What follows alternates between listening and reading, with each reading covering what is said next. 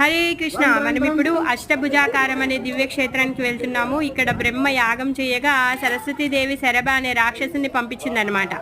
ఆ శరభ మృగాన్ని సంహరించడానికి సాక్షాత్ శ్రీమన్నారాయణుడు అష్టభుజాల్లో అష్టాయుధాలని తీసుకొని ఆ యజ్ఞ రక్షకుడుగా వస్తాడనమాట. సుదర్శనం, శంఖం, ఖడ్గం, విల్లు, చక్రం, పద్మం, బాణం, డాలు, గద ఇవన్నీ పట్టుకొని ఆ యజ్ఞ రక్షకుడుగా నించుంటాడు. ఆ రూపాన్నే బ్రహ్మదేవుడు అందరికీ దర్శనం ఇవ్వడం కోసము ఇక్కడే ఉండండి అంటే ఆ రూపంగా ఇప్పుడు మనకి దర్శనం ఇస్తున్నారు. ఇప్పుడు ఈ క్షేత్రంలో వైకుంఠ ద్వారం ఉంటుందన్నమాట. అన్ని క్షేత్రాల్లో వైకుంఠ ద్వారం అనేది మన ముఖద్వారానికి నేరుగా ఉండదు, కానీ ఈ క్షేత్రంలో మాత్రం మనం లోపలికి ప్రవేశించేటటువంటి ద్వారము తర్వాత వైకుంఠ ద్వారము రెండు ఎదురుబెదురుగానే ఉంటాయి. తొండమాన్ చక్రవర్తి ఆ కాలంలో ఈ మందిరాన్ని నిర్మించారనమాట. పేయాల్వార్లు, తిరుమంగయ్య ఆల్వార్లు పాడారు.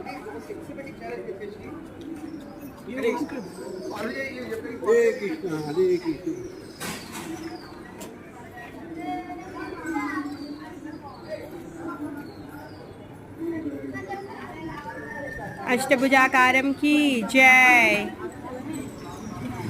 ఆదికేశవ పెరుమాళ్ అని కూడా అంటారు. మూలవర్లు ఆదికేశవ పెరుమాళ్ళు, ఉత్సవర్లు గజేంద్ర వరదన్ పెరుమాళ్. అలివేలు మంగా తాయారు ఇక్కడ ఉన్నారు.